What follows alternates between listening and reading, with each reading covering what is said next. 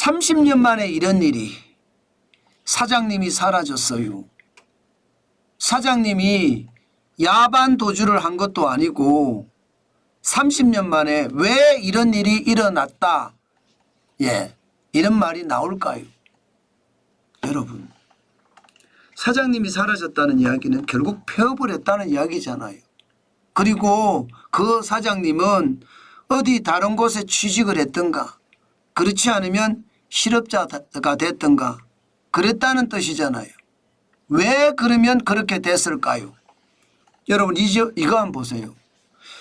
사실 저도 지표를 준비를 하면서 제 스스로도 굉장히 놀란 지표입니다. 소매 판매 지수거든요. 여러분 잘 보세요. 지금 2022년 2분기 마이너스 0.2%였습니다. 그때부터 내리말입니다. 내리 9분기. 2023년 1년 내내 2024년도 1분기 2분기 9분기 연속 말입니다. 마이너스를 지금 기록하고 있습니다. 와, 이거 제가 여러분에게 계속 말씀을 드리지만 진짜 최악입니다. 30년 만에 가장 긴 불황 터널이다, 이렇게 이야기합니다.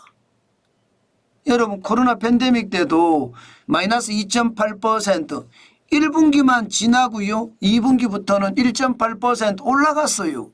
3분기는 1.5% 올라갔고요. 4분기는 마이너스 1.0%까지 떨어졌지만 2021년에는 6.7%, 5.0%, 5.4%, 6.6% 올라갈 정도로 소매 판매가 굉장히 좋았습니다. 진짜 소매 판매가 지금은 안 좋다는 거예요. 2022년 1분기 2.6% 이후로 최악의 상태잖아, 우리 경제요. 여러분, 이 정도면 여러분에게 제가 특별하게 말씀을 안 드려도 IMF 외환 위기보다도 어렵고요, 글로벌 금융 위기보다도 어렵다, 이렇게 이야기합니다. 분기별로 봐서는 9분기 연속 최악의 상태를 지금 맞고 있으니까요. 그만큼 말입니다. 소매 판매가 지금 최악이에요. 게다가 소매 판매하고 쌍벽을 이루는 내수 지표가 하나 더 있습니다. 여러분도 알다시피 설비투자입니다. 설비투자도 지금 만만치가 않아요. 설비투자도 들쭉날쭉하지만 전체적으로는 마이너스입니다. 마이너스. 2021년부터 보시면 지금 3분기가 마이너스 0.9%죠. 4분기 마이너스 1.6%입니다. 그리고 2022년도 3분기가 마이너스 9.6%가 있기는 하지만 계속해서 마이너스입니다. 2023년 1분기가 마이너스 8%잖아요. 그리고 2024년에는 1분기가 마이너스 3.8%입니다. 2분기에 0.1%가 늘었다고 하지만 찔끔 늘은 것에 불과하잖아요. 다시 말해서 여러분, 지금 소매 판매가 역사상 최악이고요, 설비 투자가 지금 마이너스를 계속하고 있다는 것. 결국은 여러분, 지금 우리 경제가 30년 만에 내수도 그렇고요, 또 우리 삶의 어떤 경제도 그렇고요, 최악을 기록하고 있다는 뜻이에요. 그런데 문제는 여러분, 솔직히 말입니다. 정부가 움직이지 않는다, 저는 그런 생각이 들어요. 왜냐하면 지금 상황이 굉장히 어렵거든요. 여러분 보세요. 자영업자들이 지금 사장님들이 사라진다는 게 이거거든요. 전부 말입니다. 자영업자가 실업자로 넘어가요. 사장님들이 실업자로 넘어간다는 뜻입니다. 지금 여러분, 자영업자 중에 고용보험에 가입한 사람들만 이렇게 늘어나는 거거든요. 그런데 늘어나는 퍼센테이지를 보자고요. 2019년에서 2023년에 여러분 178.6%입니다. 그러면 1166명이 3248명이 됐다는 뜻인가요? 이게 여러분 단순하게 1166명이 3248명이 됐다고 생각하면 안 됩니다. 왜냐하면 고용보험을 가입한 자영업자는 굉장히 적거든요. 극소수거든요. 저만 하더라도 고용보험 가입 안 했거든요. 옛날에 식당 할 때도 안 했습니다. 가입한 사람들이 지금 거의 3배가 늘었다는 이야기잖아요. 가입한 사람들이. 가입 안 한 사람까지 따지면요. 최악이라는 거예요. 그만큼 말입니다. 자영업자, 가게나 소기업의 사장님들이 사라지고 실업자로 전락했다는 뜻입니다. 진짜 충격적이죠. 게다가 2024년을 보십시오. 1월에서 5월까지 벌써 2067명입니다. 작년 대비해 보면요. 벌써 63.6%에 육박합니다. 그냥 이대로 가잖아요. 그러면 올해는 지금 엄청나게 늘어난다는 거예요. 작년에 3,248명 보다가 현재로 봐서는 5,000명까지도 간다는 뜻입니다. 5,000명까지도. 그러면 여러분 5,000명 곱하기 고용보험 가입하지 않은 사장님들까지 감안을 해야 되잖아요. 저는 그만큼 우리 경제가 진짜 어려워졌다고 생각합니다. 내수가 망하니까 30년 만에 최악이라는 그런 지표까지 나오니까 자영업자들도 줄줄이, 소기업들도 줄줄이, 소상공인들도 줄줄이 넘어진다는 뜻입니다. 여러분 예상했던 것보다가 진짜 나쁘죠. 문제는요. 경제 주체들이 이 소매 판매, 설비 투자 기본적으로 내수를 진작시킬 수 있는 힘이 있나? 또 그것을 한번 생각을 해봐야 된다는 뜻입니다. 사실 정부만 하더라도 부채가 엄청 많습니다. 올해가 1,195조 8천억까지 갑니다. GDP 대비해 보면 47.4%입니다. 내년은요 1,277조예요. 48.3%. 국가가 빚이 많아서 소비를 진작시킬 수 있는 그런 정책을 쓰기가 굉장히 어렵다는 뜻이에요. 국가가 빚더미니까. 그만큼 소비를 진작시킬 수 있는 곳에 돈을 써야 되는데 그렇지 못해요. 가게요? 가게 돈 원래 없습니다. 가게는 진짜 심각하거든요. 가계 신용을 보면 소비가 하기가 쉽지 않아요. 1,892조 2천억 원이나 되잖아요. 1,892조 2천억 원.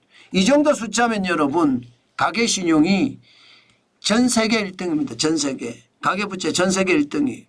이런 상태에서 소비할 수 있을까요? 더 어렵습니다. 기업도 마찬가지예요. 기업 부채가 장난 아니잖아요. 2023년 4분기 기준으로 2,734조 원입니다. 이 정도면 여러분 GDP가 한 2,200조 정도 된다고 생각을 했을 때 GDP보다 월등하게 많습니다. 그러니까 경제 주체들 기업도 그렇고요. 정부도 그렇고요. 가게도 그렇고 쓸 수 있는 여력이 없습니다. 그러면 경제는 살려야 되잖아요. 경제는 살려야 되는데 어떻게 살릴 것인가 고민을 많이 해봐야 될 것 아니에요. 저는 그 고민이 굉장히 저는 잘 안 오고 있다고 생각을 합니다. 왜 제가 그런 생각을 하나 하면요. 경제를 살리려고 하면 다양한 방법이 있을 수 있습니다. 정책의 끈을 많이 쓸 수 있다는 뜻이에요. 당장 금리 인하하는 방법도 있겠죠. 금리 인하하는 방법도. 사장님이 덜 사라지게 하면 금리를 인하하면 돈을 푼다는 뜻이니까 돈을 풀면 소비를 더 하지 않을까 그렇게 예상할 수도 있잖아요. 그렇지만 한국은행 이창용 총재는 돈 푸는 건 안 된다. 이거 집값으로 간다. 그렇기 때문에 시장에는 거품만 쌓인다. 이거 더 이상은 안 된다 하면서 금리를 동결시켰습니다. 그러면 또 방법이 뭐가 있을까요? 또 방법이 있습니다. 우리는 최악의 상태의 어떤 경기를 부양시킬 수 있는 방법 부동산이 있거든요. 아니 주택 인허가 건수라도 좀 늘려주면 안 되나요? 저는 공격적으로 해서 말입니다. 여러분 지금 2024년 1월에서 5월까지 국내 주택 인허가 실적을 보면 마이너스 24.1%입니다. 작년에도 17.8%로 줄었거든요. 그러면 2년 연속 주는 거잖아요. 이거 말입니다. 인허가를 많이 해줘서 사업주들이 주택을 지을 수 있게끔 해주는 거 저는 필요하다고 보거든요. 지금 인허가도 안 해준다는 뜻이잖아요. 돈이 없는데 어떻게 인허가를 해주나 이렇게 이야기할 수도 있습니다. 그렇지만 여러분, 시장이라는 것은 심리거든요. 심리를 개선해 주는 게 굉장히 중요합니다. 인허가를 많이 해줬으면요, 지금의 부동산의 어떤 최악의 상태 안 옵니다. 지금 집값이 계속 올라가서 서울만 하더라도 고점 대비 실거래가율이 88.8%까지 올라갔다고 합니다. 90% 가까이 올라갔다는 뜻이잖아요. 이렇게까지 안 올라갔다니까요. 많은 사람들이 인허가가 덜 되고 착공 실적이 줄어들고 분양 실적이 줄어들고 부동산에 대한 공급이 문제가 있다 이렇게 생각하니까 집값이 올라간 거거든요. 그러면 예전역에 말입니다. 저는 집에 대한 공급, 윤석열 정부는 공급 중심이었잖아요. 저는 그 공급 중심으로 했었어야 된다고 생각합니다. 지금이라도 늦지 않았습니다. 시장은요, 공급 중심으로 빨리 바뀌어져야 되고요. 또한 제도 개선도 이루어져야 됩니다. 주 52시간제도 그렇고요. 아니 이게 여러분 주 68시간 하다가 주 52시간으로 바뀌었습니다. 하루에 일주일에 16시간이 날아갔어요. 돈 그만큼 덜 벌잖아요. 그러면 그만큼 소비 안 합니다. 소비를 안 한다는 것은 이게 결국은 자영업자들이 어려워진다는 거고, 자영업자들 입장에서는 최저임금까지 올랐으니까 더 이상 말입니다. 이게 버틸 여력이 없는 거예요. 그만큼 말입니다. 내수가 진짜 많이 무너졌다는 거거든요. 저는 정부가 시장을 저는 바로 봐야 된다고 생각합니다. 지금 개혁을 할 수 있는 것은 저는 많지가 않아요. 선택지가.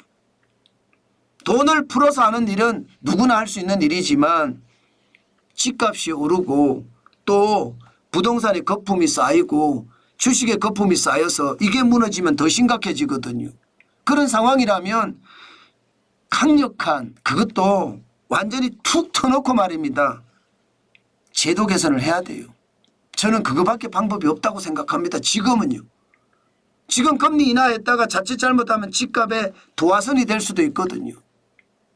저는 최선이 최악을 만들어낸다는 이야기도 저는 항상 말을 하는데 반대로 말입니다. 최악이 최선을 만들어낼 수도 저는 있다고 생각합니다. 그만큼 말입니다. 지금 우리에게 필요한 것은요. 그 무엇보다도요. 소비를 진작시킬 수 있는 정책 굉장히 필요하다. 이것은 돈을 푸는 것도 중요하지만 경제가 잘 갈 수 있다는 심리의 개선 저는 굉장히 필요하다고 생각합니다. 그게 1차적으로 제도의 개선이라고 보기 때문에 제도의 개선이 그 어느 때보다 필요하다 이렇게 생각합니다. 여러분 지금처럼 소매 판매가 9분기 연속 마이너스를 기록하고 있잖아요. 그러면요. 저성장이라는 놈은요. 점점 그 깊이를 더해 갈 겁니다. 그리고 쑥 빠져들 거예요. 그게 위기입니다. 저는 그 위기가 올까 두렵습니다. 길게 저성장을 가는 것은 경제적 고통이 굉장히 심하거든요. 짧게 가는 것은 V자 반등을 하기 때문에 순간적으로 좋아집니다. 그러나 길게 가는 것은 경제뿐만 아니라 사회적 고통도 저는 만들어낸다고 생각합니다.